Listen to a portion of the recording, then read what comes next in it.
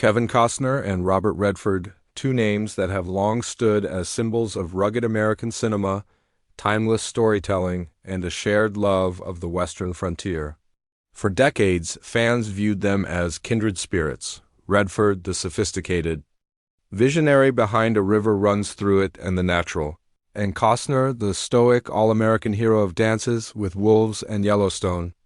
Yet behind the Hollywood admiration and mutual respect, few knew the truth about what really happened between these two icons. Now, at 70, Kevin Costner has finally broken his silence, revealing the complicated, sometimes tense reality of his relationship with Robert Redford. For years, rumors circulated that the two men had clashed behind the scenes, that Redford's quiet dominance as a filmmaker and Costner's rising stardom had created a subtle but undeniable rivalry. The two collaborated, circled around similar projects, and competed for the same kinds of roles, but what truly went on between them was far deeper than simple competition. Costner's words paint a portrait not of hatred, but of deep creative tension, a story of admiration mixed with frustration, respect blended with resentment. It's a tale of two Hollywood titans whose visions of storytelling occasionally collided, leaving behind unspoken emotions and unresolved questions. After decades of silence, Kevin Costner finally tells his side, the truth about Robert Redford, the tension behind the respect, and the lessons learned from working in the shadow of one of Hollywood's most revered figures. When Kevin Costner first burst onto the Hollywood scene in the 1980s, many compared him to a younger Robert Redford.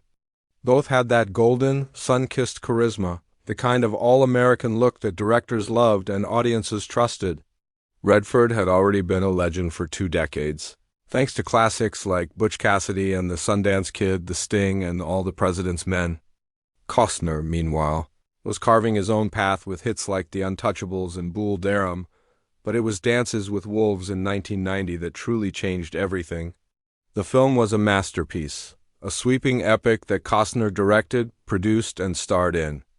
It earned him 2 Oscars and instantly placed him among Hollywood's elite filmmakers.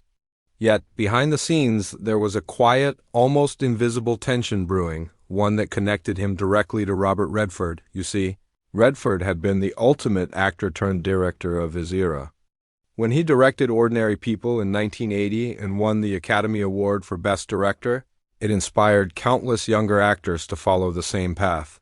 Costner later admitted that Redford's transition behind the camera gave him the confidence to do the same.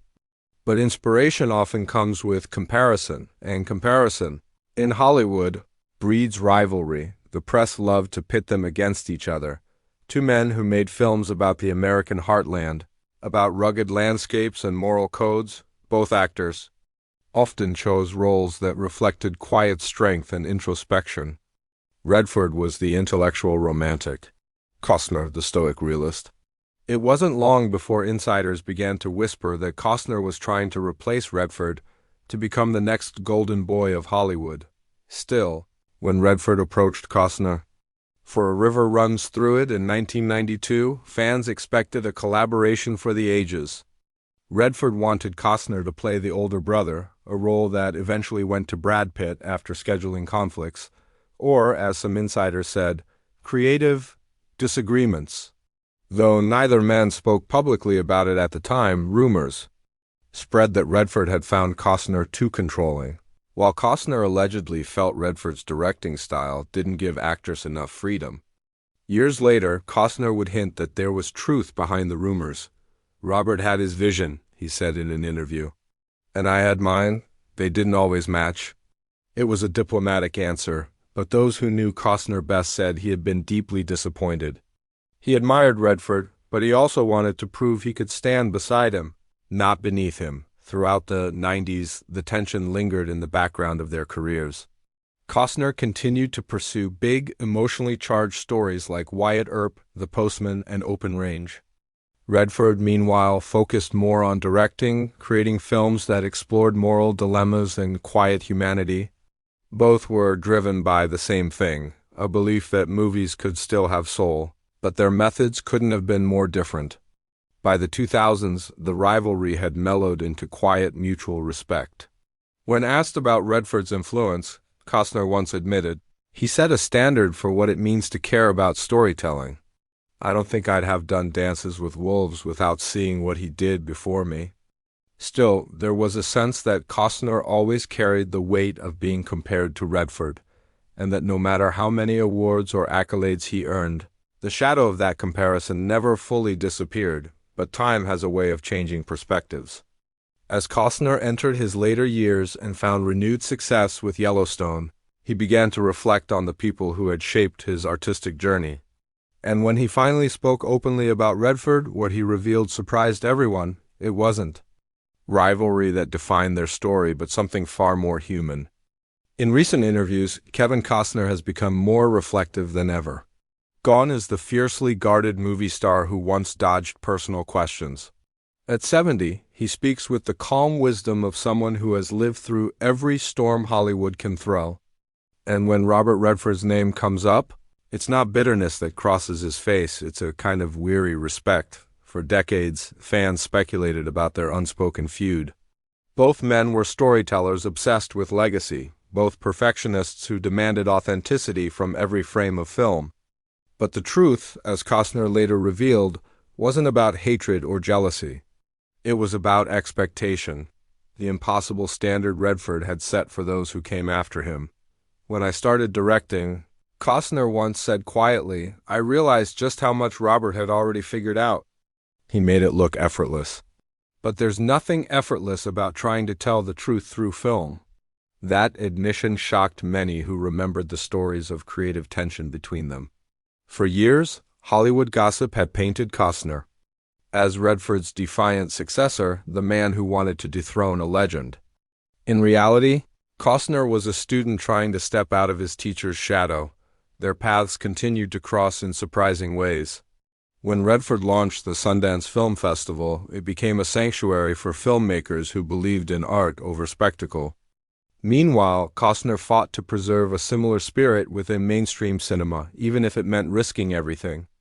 Waterworld and The Postman may have been financial disasters, but to Costner they were spiritual victories. He refused to play safe, much like Redford had done with The Candidate and All the President's Men. In one rare 2010 interview, a reporter asked Costner if he ever saw himself attending Sundance or working with Redford. Costner smiled and said, Robert's got his mountains. I've got my plains. We both build stories from the land we love. That poetic line said more than any headline could. These were two men who understood the soul of America, one from the quiet forests of Utah, the other from the sweeping fields of Montana. Behind the scenes, though, there had been a moment that changed everything between them, a private encounter in the mid-2000s. Redford, then in his late 60s, had reached out to Costner with an idea for a quiet, character-driven Western. Costner was filming Open Range at the time, and though their collaboration never happened, sources close to both men said the conversation between them was deeply respectful. Redford allegedly told him, You're carrying the torch now. Don't drop it.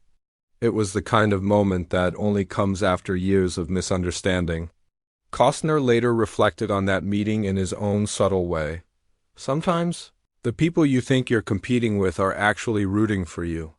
Fans who grew up watching both stars couldn't help but notice how their careers seemed to mirror each other in theme and tone. Redford's The Horse Whisperer and Costner's Open Range both explored the quiet strength of men trying to hold on to a vanishing way of life. Even Costner's more recent work on Yellowstone feels like a spiritual continuation of the moral questions Redford asked decades ago about integrity, legacy, and the meaning of home. When asked if he ever felt overshadowed by Redford's legacy, Costner laughed. No one overshadows Robert Redford, he said. You just hope you're walking somewhere in the same light. It was a rare acknowledgement, one that revealed a deep humility beneath Costner's rugged exterior. For a man who had spent years avoiding comparisons, he was finally at peace with them. He wasn't Redford's rival anymore. He was his reflection, shaped by the same ideals but carved by different winds. As the two men aged, their shared respect grew quietly. Though they never co-starred in a film, Hollywood insiders have long whispered that Redford once told a friend, If I had to hand over the reins to anyone, I'd give them to Kevin. And now, decades later, as Redford enjoys retirement and Costner continues his creative journey, the connection between them feels more profound than ever, a bridge between eras, built not from competition, but from the relentless pursuit of truth in storytelling. By the time the 2010s rolled around, both Kevin Costner and Robert Redford had become living legends, two faces that defined an era of cinematic honesty. Yet, while Redford had quietly withdrawn into a life of conservation and artistic mentorship, through Sundance, Costner remained firmly in the public eye. He wasn't. And burdensome.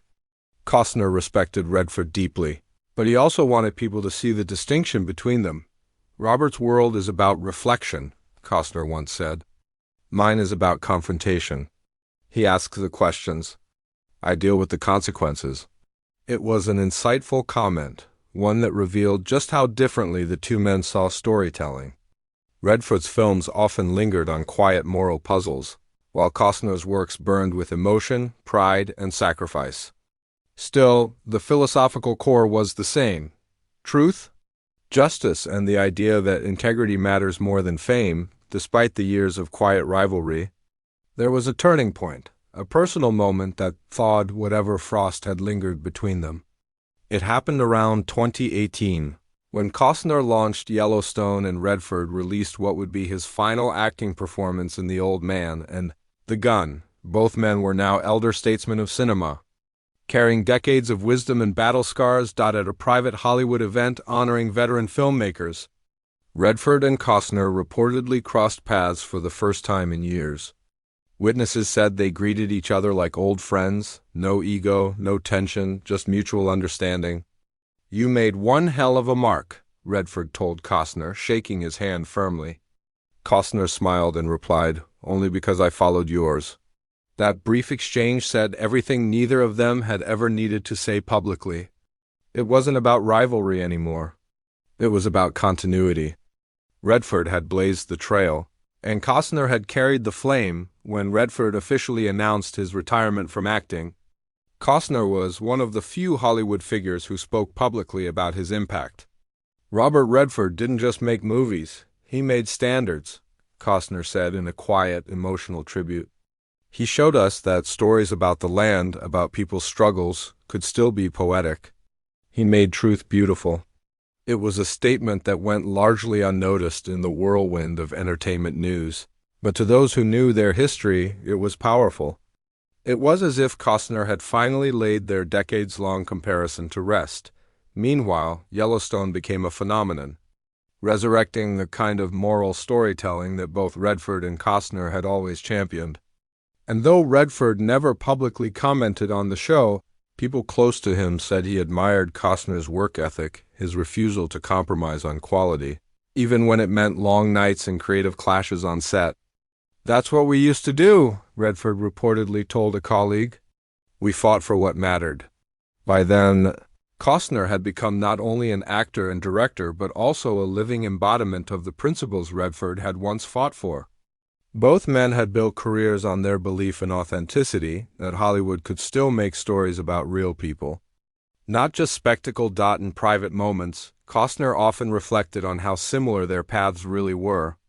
Both men had struggled to balance fame with family, ambition with humility.